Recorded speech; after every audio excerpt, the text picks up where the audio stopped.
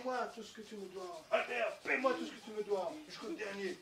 Albert dit, Joe, frère, sois patient, je te paierai. T'inquiète pas, je t'oublie pas. Non, tu me dois tant. Je ne voulus rien savoir. Et le maître de ce serviteur, le maître qui m'a remis ma dette, il apprend comment j'agis. Il dit, ah bon, ben je lui ai remis sa dette pourtant. Il me devait plus que ça, lui. Mais il devait faire de même pour son prochain. Vous voyez? Et le maître a dit, maintenant je reprends ma parole. Maintenant, on va traiter maintenant. Allez, mettez-le en prison. Donc le maître a remis cet homme au geôlier jusqu'à qu'il fait toute sa vie. Donc ça c'est la discipline de Dieu. Il y a ceux qui héritent du royaume, il y a ceux qui sont sauvés comme au travers du feu, et il y a ceux qui sont punis parce qu'ils ont mal agi quand ils étaient de leur corps. Et je ne sais pas combien de temps ça va durer, parce que le royaume Dieu 1000 ans. Vous voyez? Frères et sœurs, il faut nous comprendre ça. Ça c'est une clé pour comprendre certains passages de la parole de Dieu. Parce que sinon on dit, bah oui, mais quelqu'un qui est sauvé, il a goûté au Saint-Esprit, il a expérimenté le sang du Seigneur, mais regarde, quand la parole de Dieu parle comme ça. Oui, la parole de Dieu ne parle pas de salut, la parole de Dieu parle de châtiment. C'est pour ça qu'il faut que nous appliquions notre cœur à vivre d'une manière qui soit agréable à Dieu. Non seulement par motif de conscience, mais aussi parce qu'il y a la récompense, il y a le royaume. Amen. Ça c'est important, frères et sœurs.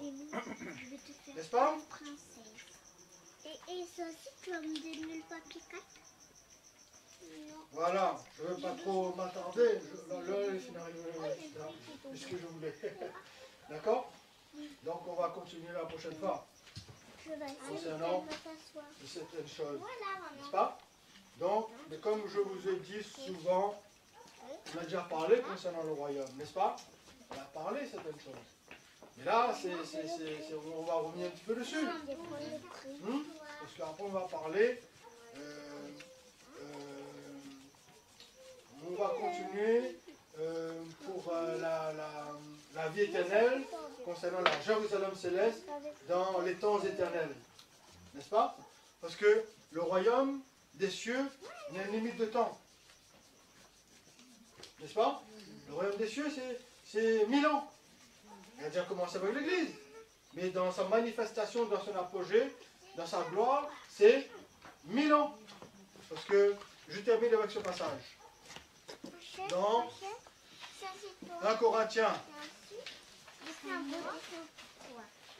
C'est un beau dessin.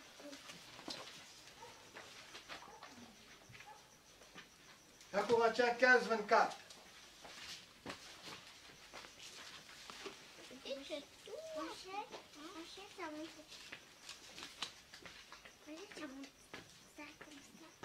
C'est plus loin, ça t'appelle. 1 Corinthiens 15, 24, il dit, ensuite viendra la fin, quand il remettra le royaume à celui qui est Dieu et Père, après avoir réduit à l'impuissance toute domination, toute autorité et toute puissance. Car il faut qu'il règne jusqu'à ce qu'il ait mis tout sous ses pieds, tous ses ennemis sous ses pieds. Le dernier ennemi qui sera réduit à l'impuissance, c'est la mort. Amen. Donc, après les 1000 ans, le Fils va remettre le royaume au Père. Afin que le Fils lui-même soit soumis. Afin que Dieu soit tout en tous, la Trinité divine. Vous voyez? Donc le royaume, il faut qu'il règne. Et pendant que ce règne-là, le Seigneur va réduire la puissance. Tu vois? Le règne de Christ, c'est pour réduire la puissance. Toute puissance, toute domination. Il faut qu'il règne. Et le dernier ennemi qui sera vaincu, c'est la mort. Après la mort, quand le règne des 1000 ans sera fini, la mort et le séjour des morts seront jetés dans les temps de feu. Pour qui est la seconde mort. Vous voyez? Après on va passer dans une autre dimension. Amen. Donc frères et sœurs, nous ne sommes pas, comment dirais-je, nous ne sommes pas pauvres dans la connaissance. C'est pour ça, la Bible dit que quiconque a cette espérance en lui se purifie comme l'humain est pur. Voyez? Maintenant, vous savez que c'est plus seulement le salut. Il y a le royaume des cieux, il y a la récompense. Voyez? Il y a des choses qu'on doit expérimenter, qu'on doit vivre avant les temps éternels qui seront établis. Et avant cela, il y a le royaume des cieux, la récompense, le règne de Christ. La gloire. Et ça va nous emmener à marcher et à être vigilants. Non pas être comme des vierges folles. Et le Seigneur revient bientôt, pas de problème. Et on continue à vivre avec notre vieille nature. Et on croit qu'on va rentrer comme ça dans le royaume. Non, non, pas comme ça. Dans le royaume, il faut les œuvres. Si votre justice ne surpasse celle des pharisiens, vous n'entrerez pas.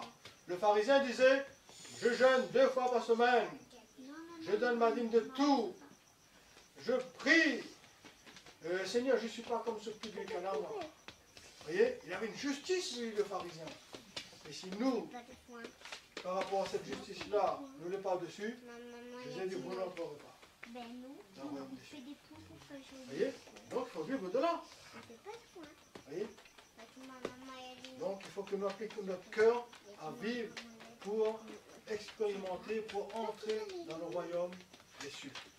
Amen. Je vais m'arrêter là pour ce soir. D'accord? Maintenant, vous savez, faire la différence entre le royaume de Dieu et le royaume des cieux. Le royaume de Dieu universel, ça implique non seulement la terre, mais aussi les anges, les êtres célestes. D'accord? Ça englobe tout. Et le royaume des cieux, c'est sur la terre, qui concerne les hommes, que la nation d'Israël restaurée. Là, on aura la partie céleste, qui sera le royaume du Père, et la partie terrestre, le royaume du Messie. Donc la nation d'Israël restaurée, avec Jésus-Christ comme roi, et nous serons co-roi avec lui. Amen. Amen. Amen. Gloire à Dieu. Quelqu'un a une question? Une suggestion? Concernant ce que nous avons dit là? C'est clair? Jean-Pierre, c'est bon? Ok, ben si c'est bon, Allez. on va terminer là pour ce soir. D'accord? C'est bon. On va remercier le Seigneur. On va remercier le Seigneur pour la lumière.